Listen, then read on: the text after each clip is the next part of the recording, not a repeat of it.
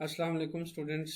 हम chemical bonding unit 5 को start करना है, लेकिन उससे पहले मैंने ज़रूरी समझा कि आपको ये बता दिया जाए कि केटाइंस एंड एनाइंस कैसे बनते हैं और प्लस चार्ज एटम पे कैसे आता है, नेगेटिव चार्ज कैसे आता है, और उसके बाद फिर हम आपको बताएंगे कि एटम्स को केमिकल बॉन्ड बनाने की क्यों ज़रूरत पड़ती है, केमिकल बॉन्ड्स क्यों पड़ते हैं। स्टार्ट करते हैं केटाइन आयंस कैसे बनते हैं। देखें, हमारे पास जो एटम्स है उसको पीरियोडिक टेबल में ग्रुप्स और पीरियड्स की फॉर्म में अरेंज किया जाता है, और हर एटम दूसरे एटम से उसके एटॉमिक नंबर की बेस पे डिफ्रेंशिएट होता है। यानी आप कह लो कि हर एटम की पीरियोडिक टेबल के अंदर एक फ़िक्स पोजीशन उसको अलॉट की गई है, और वो फिक्स पोजीशन उसका अलॉट किया हुआ एटॉमिक नंबर है। एक्चुअली एटॉमिक नंबर जो है वो आपके पास न्यूक्लियस के अंदर नंबर ऑफ प्रोटॉन्स को इंडिकेट करता है, और मास नंबर जो है that indicate the number of protons and neutrons in the nucleus of an atom. अब सबसे पहले बात करते हैं, जैसा कि मैंने यहाँ डायग्राम में भी दिखाया है कि व्हाट आर केटाइंस। केटाइंस क्या होते हैं, ठीक है। इसमें आपको ये पता होना चाहिए कि नेट चार्ज केटाइंस के अंदर क्या होता है। नेट चार्ज हमारे पास केटाइंस के ऊपर पॉजिटिव होता है, ठीक है। पॉजिटिव चार्ज एटम के ऊपर क्यों आता है, सबसे पहले ये देखा जा सकता है। और यहाँ पे कहा है कि मोर प्रोटॉन्स देन इलेक्ट्रॉन्स। जैसा कि मैं एग्जांपल के लिए मैं आपको तीन एटम चूज कर लेते हैं। First is sodium,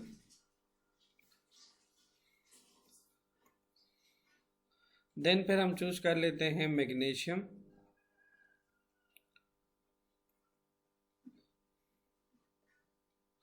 and then फिर चूज कर लेते हैं एल्यूमिनियम।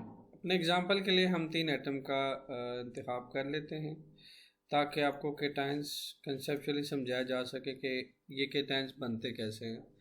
अब यहाँ देखा जा सकता है कि हमारे पास सोडियम जो है वो ग्रुप 1 का एलिमेंट है, मैग्नीशियम जो है दैट इज ग्रुप 2 का एलिमेंट है, और इसी हिसाब से जो एल्यूमिनियम है वो ग्रुप 3 का एलिमेंट है, ठीक है। तो सोडियम एक्चुअली क्या है कि अगर हम सबसे पहले सोडियम की बात करें तो कन्फिग्रेशन के लिहाज से सोडियम के फर्स्ट शेल में 2 इलेक्ट्रॉन्स होते हैं, और एल शेल में इसके जो है वो 8 इलेक्ट्रॉन्स होते हैं, और एम शेल में इसका 1 इलेक्ट्रॉन होता है, ठीक है। Just 1 electron valence shells. तो याद रखिएगा, अगर आपको ग्रुप नंबर की इंडिकेशन ना आती हो तो इस तरह से किया जाता है कि एटम के लास्ट वैलेंस शेल्स के जो वैलेंस इलेक्ट्रॉन्स होते हैं, जितने नंबर ऑफ वैलेंस इलेक्ट्रॉन्स होते हैं वो उसका ग्रुप नंबर होता है। अब अमूमन ऐसा है कि चूंकि ये ग्रुप नंबर 1 का एलिमेंट है, ग्रुप नंबर 2 का, और ये ग्रुप नंबर 3 का एलिमेंट है, तो एटम के वैलेंस शेल्स अगर 1 2 3 हो, इनमें से कोई भी नंबर हो, तो याद रखिएगा वो हमेशा क्या बनाते हैं, कैटायंस बनाते हैं। उनमें हमेशा नंबर ऑफ प्रोटॉन्स आपको ज़्यादा मिलेंगे और नंबर ऑफ इलेक्ट्रॉन्स आपको कम मिलेंगे। यानी यहाँ पे सोडियम अपना 1 इलेक्ट्रॉन लॉस करेगा, ये वाला, और सोडियम अपना अगर 1 इलेक्ट्रॉन लॉस करता है तो देखें जो इलेक्ट्रॉन लॉसिंग होती है ना, जैसे यहाँ पे ये इलेक्ट्रॉन्स बना हुआ है, ठीक है। अगर इस एटम से ये इलेक्ट्रॉन निकल जाता है तो न्यूक्लियस में से कुछ नहीं निकलता, न्यूक्लियस में number of proton will remain same, only that is electron that will leave the valence shells. और इलेक्ट्रॉन जब किसी वैलेंस शेल्स को छोड़ के जाता है तो ऑटोमेटिकली क्या हो जाता है, न्यूक्लियस के अंदर नंबर ऑफ प्रोटॉन बढ़ जाते हैं, ठीक है। जैसा कि फॉर एग्जांपल अब सोडियम में नंबर ऑफ प्रोटॉन्स कितने हैं, 11। इन केस अगर ये इसका 11th इलेक्ट्रॉन इसके वैलेंस शेल को छोड़ के जाता है तो उसके पास टोटल नंबर ऑफ इलेक्ट्रॉन्स कितने रह जाएंगे, that is 10। You know well के प्रोटॉन के ऊपर प्लस का चार्ज है और इलेक्ट्रॉन्स के ऊपर नेगेटिव चार्ज है, तो अगर यहाँ मैथ से अप्लाई की जाए तो 11 + 11 - 10 आंसर इज +1। तो सोडियम के ऊपर याद रखिएगा आपको +1 का चार्ज इसीलिए मिलता है क्योंकि इसके पास एक प्रोटॉन जो है नंबर ऑफ इलेक्ट्रॉन से ज़्यादा हो जाता है। कब ज़्यादा होता है, जब इसका ये इलेक्ट्रॉन इसके वैलेंस शेल्स को छोड़ के चला जाता है। ये तो हमारा नेक्स्ट टॉपिक है ना कि ये इलेक्ट्रॉन गया क्यों, कैसे छोड़ा इसने इसके शेल्स को, क्यों छोड़ा, ये बात करेंगे। लेकिन आज हमारा टॉपिक है केटाइंस कैसे बनते हैं और एनायंस कैसे बनते हैं। मैंने आपको जो ट्रिक बता दी है कि ग्रुप 1, 2, 3 के एलिमेंट्स जो हैं वो कैटायंस बनाते हैं। ठीक है, इस हिसाब से अगर आप मैग्नीशियम को देखें तो मैग्नीशियम हमारे पास है 2, 8, 2। तो आप देख सकते हो इसके के शेल में 2 है, इसके एल शेल में 8 है और इसके एम शेल में 2 इलेक्ट्रॉन्स है। वंस अगेन मैंने कहा कि जिसके वैलेंस शेल में वैलेंस इलेक्ट्रॉन 2 हो वो भी अपने शेल्स को छोड़ के चले जाते हैं, और छोड़ के जाने का मकसद ये है कि ये स्टेबल होना चाहता है। ग्रुप 1, 2, 3 के एलिमेंट स्टेबिलिटी गेन करने के लिए वैलेंस इलेक्ट्रॉन्स को लॉस कर लेते हैं, और अगर वैलेंस इलेक्ट्रॉन नंबर 1, 2, 3 हो तो लाजमी वो लॉसिंग में जाता है। और जब इलेक्ट्रॉन लॉसिंग में जाते हैं तो याद रखिएगा नंबर ऑफ प्रोटॉन हमेशा नंबर ऑफ इलेक्ट्रॉन से बढ़ जाते हैं, यानी उस केस में कैटायंस बनता है। तो अगर यहाँ पे मैग्नीशियम अपना ये एम शेल के 2 इलेक्ट्रॉन लॉस कर देते हैं तो आपको पता है मैग्नीशियम जो है एटॉमिक नंबर है 12, ठीक, यानी इसके पास 12 प्रोटॉन्स होंगे, और अगर ये 2 इलेक्ट्रॉन लॉस कर लेता है तो electron number will remain 10 in its valence shell. यहाँ देखा जा सकता है कि प्रोटॉन के ऊपर प्लस का charge, negative charge, so +12 - 10 answer is +2। That's why magnesium के ऊपर +2 का चार्ज आता है। Similarly if you check aluminium की कन्फिग्रेशन आप देख सकते हो 2, 8, 3 की कन्फिग्रेशन है। जब वैलेंस शेल्स में वैलेंस इलेक्ट्रॉन 3 हो तो ये एटम भी स्टेबिलिटी गेन करने के लिए अपने 3 इलेक्ट्रॉन्स को लॉस कर देता है। After when 3 electron is loss, so क्या होगा, यहाँ पे नंबर ऑफ प्रोटॉन तो सेम रहेंगे। एल्यूमिनियम का एटॉमिक नंबर 13 है हमारे पास, ठीक, एल्यूमिनियम का एटॉमिक नंबर 13 है, और इसके साथ साथ नंबर ऑफ इलेक्ट्रॉन्स जो है दैट विल रिमेन 10। वैलेंस जो इनर शेल्स होंगे उसमें 10 इलेक्ट्रॉन रह जाएंगे। सो यहाँ प्लस का चार्ज प्रोटॉन के ऊपर, सो +3 आंसर आ जाएगा। सो इस तरीके से एल्यूमिनियम के ऊपर +3 का चार्ज आ जाएगा। होप सो स्टूडेंट्स आपको कैटायंस की समझ आ गई होगी, कैटायंस कैसे बनते हैं। सिंपली ऐसे एलिमेंट्स, ऐसे एटम्स जिनके वैलेंस शेल्स के इलेक्ट्रॉन्स 1, 2 या 3 हो, they always form cations. Why they form cations, why they choose cations category, because to gain stability. ठीक है, स्टेबिलिटी गेन करने के लिए वो ऐसा करते हैं कि अपने वैलेंस शेल्स के 1, 2, 3 नंबर ऑफ इलेक्ट्रॉन्स लॉस कर देते हैं ताकि वो स्टेबल कंडीशन में जा सकें। अब स्टेबिलिटी क्राइटेरिया क्या है वो हम जब पढ़ेंगे कि why atoms form chemical bonding, उसमें आपको पता चल जाएगा।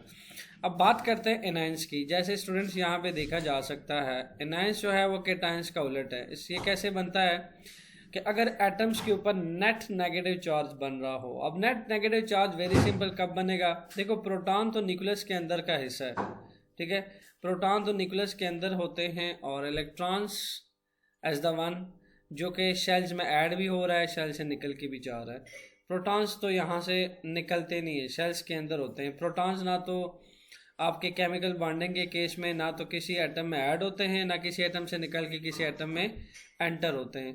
तो मतलब प्रोटॉन्स की जो लोकेशंस है दैट रिमेन इन न्यूक्लियस, और न्यूट्रॉन्स भी न्यूक्लियस के अंदर रहते हैं। दैट इज इलेक्ट्रॉन जो शेल्स को छोड़ के जाता है और शेल्स में ऐड भी होता है।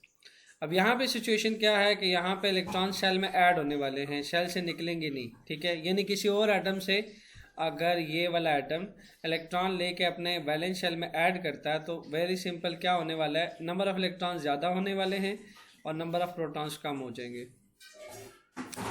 बिल्कुल ऐसे ही हम ये केस ले सकते हैं। तो अब देखें ना नेट पॉजिटिव चार्ज। अब मैथ्स में आप क्या करते हो, मैथ्स में आप ये कहते हो कि अगर किसी एटम के पास -9 इलेक्ट्रॉन है जो कि इलेक्ट्रॉन पर नेगेटिव चार्ज है और 6 प्रोटॉन है, तो आंसर तो -3 आना है ना।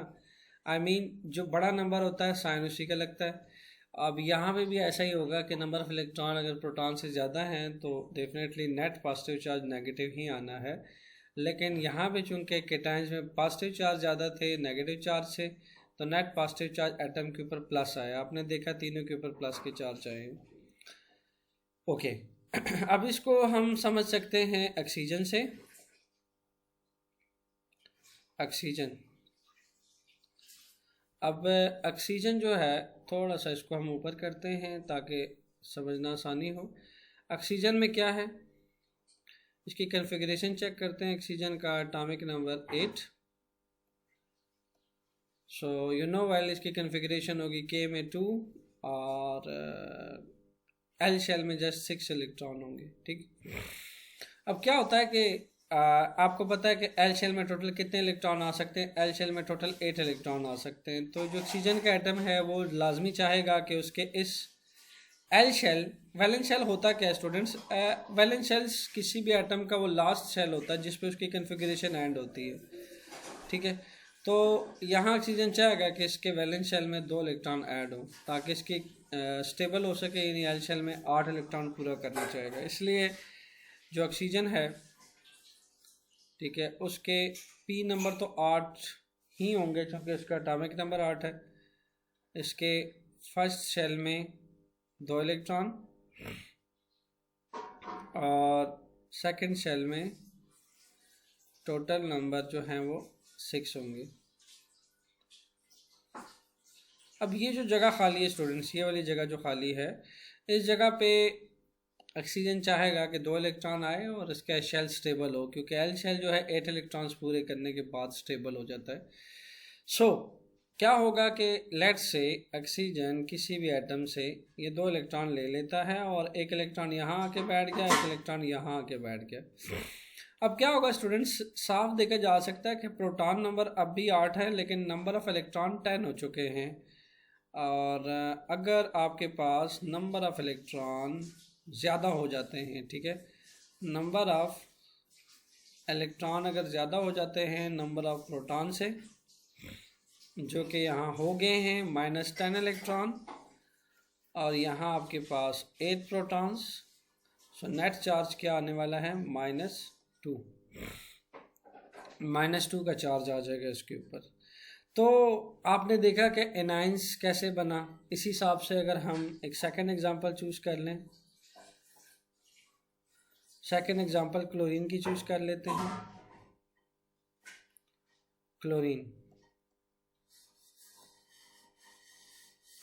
क्लोरीन हमारे पास Cl नंबर 17, कन्फिग्रेशन स्टूडेंट्स इसकी है 2 8 10 एंड देन 7।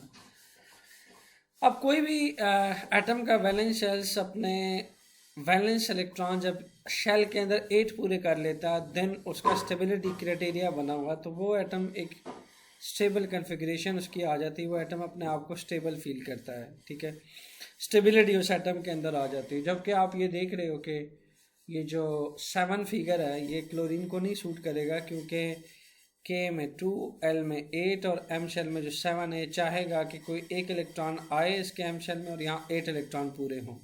जैसा कि मैंने कहा कि वैलेंस शेल्स के वैलेंस इलेक्ट्रॉन अगर 8 होते हैं तो वो एटम अपने आप को स्टेबल फील करता है।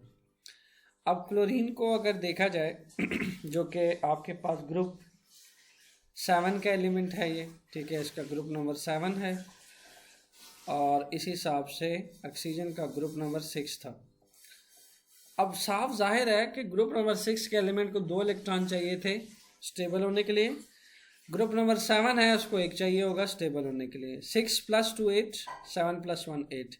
समझ आ रही स्टूडेंट्स? यानी 8 जो है ना यहाँ पे, this is special number. Her atom चाहता है कि उसके वैलेंस शेल्स में मिनिमम 8 इलेक्ट्रॉन्स पूरे हों ताकि वो स्टेबल कन्फिग्रेशन को ऑब्टेन कर सके। एक्चुअली हमारे पास नोबल गैसेस होती हैं और atoms noble gas configuration obtain करने के लिए अपने वैलेंस शेल्स के अंदर या तो इलेक्ट्रॉन वहाँ से निकालना प्रेफर करता है या इलेक्ट्रॉन्स को वहाँ से ऐड करता है।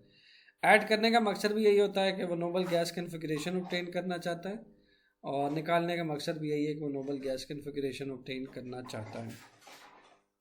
नोबल गैसेज आपके कोर्स में जो हैं वो कौन कौन सी होंगी? That is helium, that is neon और दैट इज़ आर्गॉन। इसमें हीलियम नंबर एटॉमिक नंबर 2 पे बैठा हुआ है, नियॉन का एटॉमिक नंबर 10 है और आर्गॉन का एटॉमिक नंबर 18 है।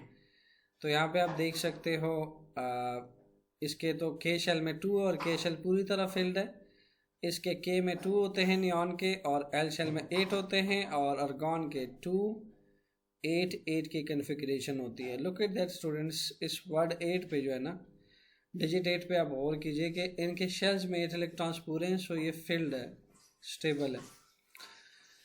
सो क्लोरीन देखें क्या करना चाहेगा। क्लोरीन नोबल गैस की कन्फिग्रेशन लेने के लिए क्या करता है, अपने अंदर एक इलेक्ट्रॉन ऐड करेगा ताकि उसको नोबल गैस की कन्फिग्रेशन मिल सके, नहीं स्टेबल हो सके। नोबल गैसेस ऐसी होती हैं, इनको इनर्ट गैसेस कहा जाता है स्टूडेंट्स। ये ना तो किसी से रिएक्ट करती है, ना किसी को खुद से रिएक्ट होने देती हैं, क्योंकि ये स्टेबल होती हैं ऑलरेडी। और जैसा कि मैंने कहा कि इलेक्ट्रॉन लॉस करना या शेल में इलेक्ट्रॉन ऐड करने का मकसद ये कि होता है एटम का कि वो स्टेबिलिटी गेन करना चाहता है। टू गेन स्टेबिलिटी वो इलेक्ट्रॉन की लॉसिंग या इलेक्ट्रॉन को एडिंग करना प्रेफर करता है। तो हम लास्ट टाइम मतलब केटाइंस में पढ़ रहे हैं कि इलेक्ट्रॉन्स की लॉसिंग जो है वो केटाइंस कहलाती है। अब हम पढ़ रहे हैं इलेक्ट्रॉन्स की गेनिंग जो है वो आपके पास एनाइंस के कैटेगरी में आएगा। अब क्लोरीन क्या करेगा, जैसा कि आपके पास प्रोटॉन नंबर 17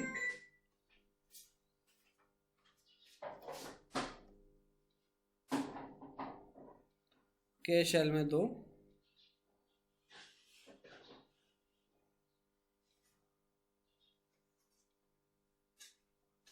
एल शेल में 8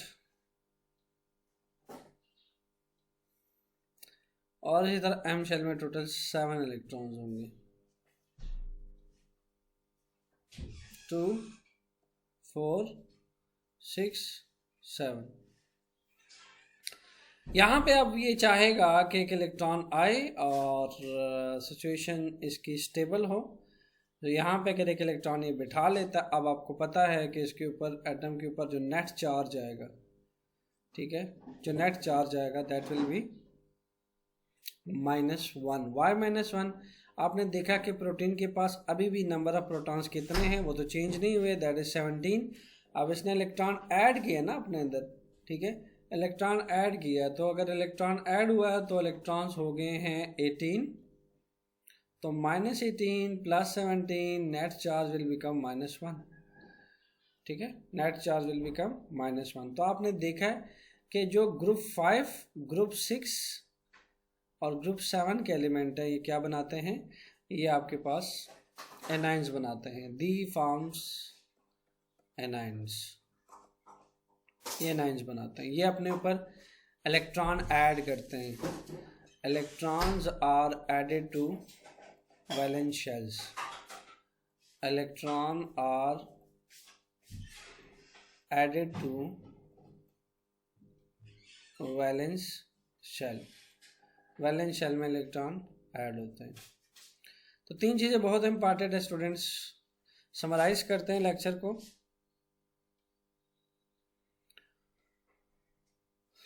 फर्स्ट पॉइंट क्या था, फर्स्ट पॉइंट है हमारे पास कि एनाइंस जो है वो आपके पास केटाइंस कैसे बने थे, कि अगर आपके पास नंबर ऑफ प्रोटॉन ज़्यादा हों, किसे, नंबर ऑफ इलेक्ट्रॉन, और ऐसे में एटम के ऊपर नेट चार्ज क्या आता है, पॉजिटिव। इसी तरह पॉइंट नंबर 2,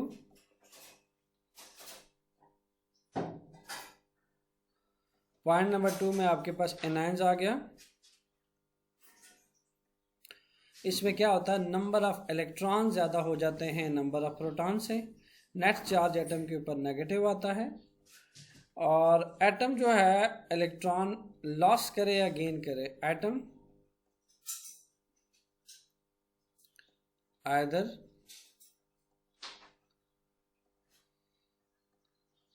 इलेक्ट्रॉन लॉस और गेन। जस्ट उसका एक पर्पज है, क्या पर्पज है उसका, to gain stability,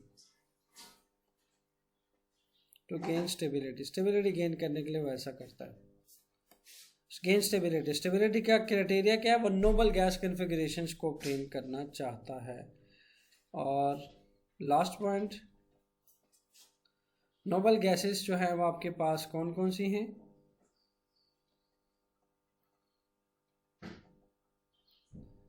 neon, argon, helium. Numbers आपको पता होने चाहिए इसके, ये 2, 8, 10 नंबर एटॉमिक है इसका, इसका एटॉमिक नंबर 18 है, दैट इज 288, और इसका एटॉमिक नंबर 2 है। तो एटम ऐड करता है इलेक्ट्रॉन्स, जब वो ऐड करता है तो उसके नंबर ऑफ इलेक्ट्रॉन बढ़ जाते हैं, यानी वो एनायंस बनाता है। और केटायंस के अंदर एटम अपने वैलेंस शेल्स के वैलेंस इलेक्ट्रॉन्स को निकालता है, यानी प्रोटॉन, न्यूक्लियस के अंदर नंबर ऑफ प्रोटॉन बढ़ जाते हैं और इलेक्ट्रॉन कम हो जाते हैं। एटम इलेक्ट्रॉन लॉस भी करता है, गेन भी करता है, सिर्फ noble gas configuration stability gain करने के लिए। और इसके साथ साथ जो नोबल गैसेज हैं वो 3 हैं, neon, argon, helium. Hope so students आपको अच्छे से समझ आ गया होगा। इन केस कोई भी क्वेश्चन आपके जहन में हो देन कमेंट बॉक्स में लाजमी मुझे बताइएगा। Thank you.